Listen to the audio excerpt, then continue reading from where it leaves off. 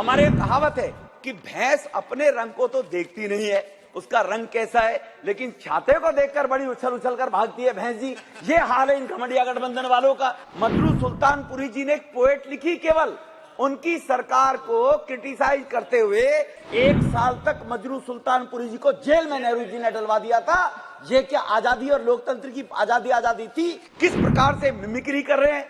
एक सरेआम पार्लियामेंट के हॉल में, उसमें बाहर प्रांगण में मिमिक्री कर रहे हैं। सोनिया जी से सवाल पूछने पर 100 मुकदमे दर्ज अर्नब गोस्वामी के खिलाफ कर दिए, उनके दफ्तर पे छापा मारा गया और उनको गिरफ्तार करके जेल में डाल दिया अर्नब गोस्वामी जी को। जहां तक प्रेस की आजादी की बात है, इस बिल के माध्यम से भी और बिलों के माध्यम से भी जो अनेकों प्रकार की बातें राजकुमार जी बोलते रहते थे, मैं दोहराना चाहता हूं उनके नाना जी का इतिहास 1951 का, नेहरू जी के बारे में, जब सरकार के बारे में वो कानून लेकर आए इस बात को लेकर कि प्रेस ऑब्जेक्शनेबल मैटर एक्ट पास वो कराना चाहते थे 1951 में नेहरू साहब। वो पास तो नहीं करा पाए, लेकिन पास नहीं करा पाए तो उसके बाद मजरू सुल्तानपुरी जी ने एक पोएट लिखी, केवल उनकी सरकार को क्रिटिसाइज करते हुए मजरू सुल्तानपुरी जी ने एक पोएट लिखी उनके बारे में, और उसके लिखने के मात्र से क्रिटिसाइज करने से 1 साल तक मजरू सुल्तानपुरी जी को जेल में नेहरू जी ने डलवा दिया था। ये क्या आजादी और लोकतंत्र की आजादी थी? ये पूछना चाहता हूं मैं देशवासियों से। राहुल बाबा ये भी एक बार बताकर देखे। आज मैं दूसरी तरफ आना चाहता हूं, यही इस सदन का अपमान कर रहे कल्याण बनर्जी माने सदस्य ही सदन के, किस प्रकार से मिमिक्री कर रहे हैं। एक सरेआम पार्लियामेंट के हॉल में, उसमें बाहर प्रांगण में मिमिक्री कर रहे हैं और राजकुमार जी वीडियो फिल्म बना रहे हैं। वो माननीय उपराष्ट्रपति किसी ओबीसी समाज के बेटे का अपमान नहीं है, इस अंबेडकर जी के बने हुए संविधान उस पीठ का अपमान है जिस पर बैठकर वो सदन को चला रहे हैं। उनका अपमान करने की कोशिश कर रहे हैं। उनको कोई छेड़ भी नहीं रहा, उनसे कुछ बोल भी नहीं रहा। इससे बड़ी आजादी क्या होगी? मैं पूछना चाहता हूं उन राजकुमार जी से कि ऑर्गेनाइजर एक मैगजीन चला करती थी, वो मैगजीन ने केवल पार्टीशन में कुछ गलतियां हुई हैं, कुछ चूक हुई है, ये छपवाना चाहती थी ऑर्गेनाइजर मैगजीन, अंग्रेजी की मैगजीन, वो आरएसएस के माध्यम से चलाई जाती है। जब वो छप रही थी तो ईस्ट पंजाब सेफ्टी एक्ट बनाकर उस मैगजीन को आदेश दिए, हमारी अप्रूवल लिए बगैर एक भी शब्द इस ऑर्गेनाइजर मैगजीन में नहीं छपेगा। ये आदेश नेहरू जी ने उस जमाने में किए थे। इसी प्रकार से क्रॉस रोड मैगजीन 53-54 का मामला है, सरकार ने उस पर बैन लगा दिया।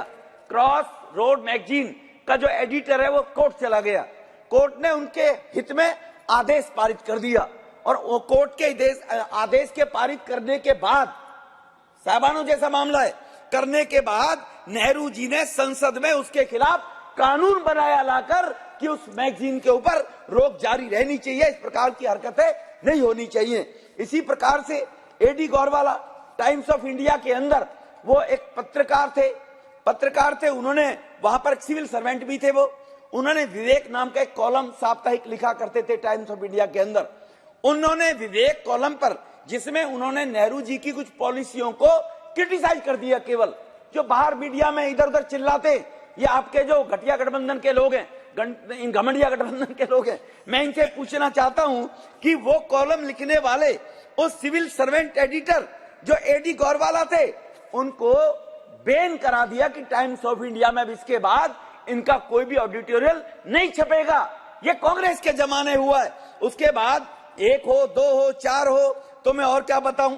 सिंघम 1980 में सिंघम, एकता, समता, उनके जो एडिटर थे अजय मित्रा जी, गुरशरण सिंह जी, उन दोनों को, क्योंकि वो सरकार की पॉलिसी के खिलाफ, उन्होंने सिंघम, एकता और समता पत्रिका के अंदर, मैगजीन के अंदर उन्होंने क्रिटिसाइज सरकार को कर दिया, उनको गिरफ्तार करवा लिया नेहरू जी ने। वो गिरफ्तार करवा लिए गए थे, मैं नाम कोट कर रहा हूं, बीजी वर्गीज, उन्होंने मारुति कंपनी बनने पर एक परिवारवाद के नाम से उस परिवारवाद को आगे बढ़ाने के लिए इस प्रकार के कॉलम हिंदुस्तान टाइम्स में लिख दिया।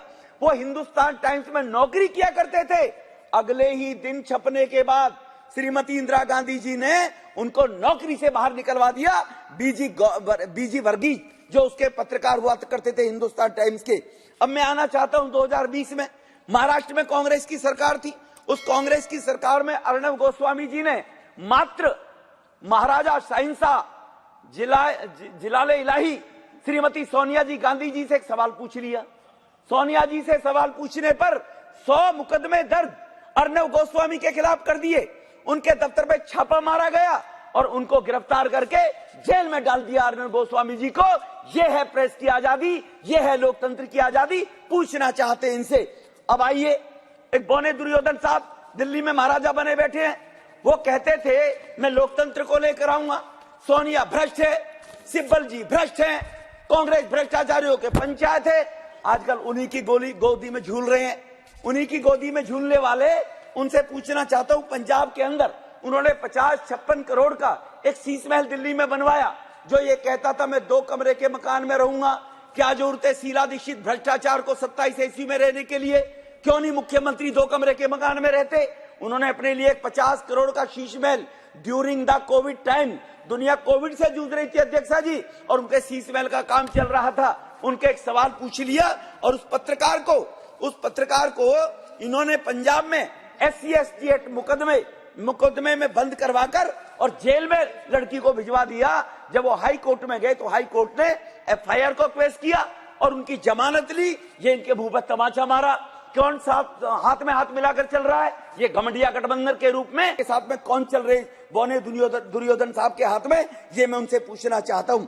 इसी प्रकार से उस किशोर जो पत्रकार थी भावना किशोरी जी, तो आज मैं पूछना चाहता हूं, अभी ईडी ने ईमानदारी में सारा खाते, सारे पार्टी के अकाउंट हम ऑनलाइन डालेंगे, ईडी ने पूछताछ के लिए नोटिस भेज दिया। उनको घमंडिया गठबंधन के बौने दुर्योधन साहब को पंजाब चले गए और ईडी का नोटिस वापस कर दिया। मैं ईडी का नोटिस नहीं लेता। ये क्या बाबा भीमराव अंबेडकर के कानून की बराबरी हो रही है? अध्यक्षा जी, देश ने 134 करोड़ लोगों ने माननीय प्रधानमंत्री जी को इसीलिए आशीर्वाद दिया था कि बड़े बड़े मगरमच्छ देश को लूट रहे हैं, लालू जैसे लोग ऐशो आराम लूट रहे हैं। उत्तर प्रदेश से लेकर और बिहार तक माफिया लोग किस प्रकार से लोगों को हरासमेंट करके, मर्डर करके संपत्तियों पर कब्जे करते थे, उनके खिलाफ कार्रवाई नहीं होती थी। बड़े बड़े अफसरों के साथ मिलकर देश को लूट रहे थे। इनके खिलाफ कार्रवाई होनी चाहिए जो खुद देश के मालिक बनकर देश को लूट रहे हैं। और वो लोग आज ईडी को, मेरा आपके माध्यम से यह भी निवेदन है, ऐसे लोगों को बख्शना नहीं चाहिए, चाहे कोई भी हो। प्रधानमंत्री जी ने कहा है कोई भी होगा भ्रष्टाचारी, गरीब के पैसे को कोई भी खाएगा भ्रष्टाचार में, वो किसी भी विचारधारा सोच का होगा, किसी को नहीं बख्शा जाएगा।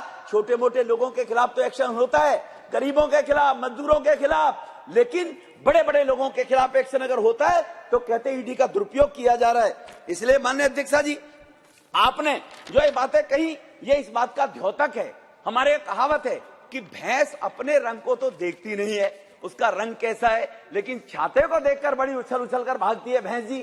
ये हाल है इन घमंडिया गठबंधन वालों का। अपने बैकग्राउंड में जाते नहीं है, तुम्हारा बैकग्राउंड क्या है। और मोदी जी सरकार पर यहाँ पर आक्षेप लगाने की ये लोग बात कर रहे हैं, तानाशाही की बात कर रहे हैं। तानाशाही को कंपेयर इससे और उससे करके हम लोगों को करना चाहिए।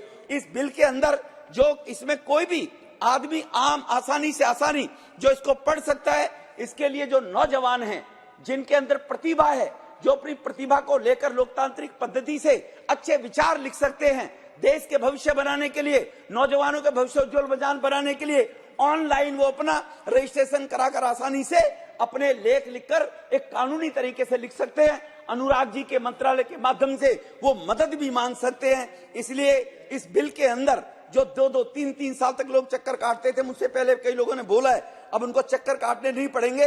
अपनी पत्रिका निकालना चाहते हैं, अपना छोटा मोटा न्यूज़पेपर निकालना चाहते हैं, तो उसको वो असली जामा पहना सकते हैं।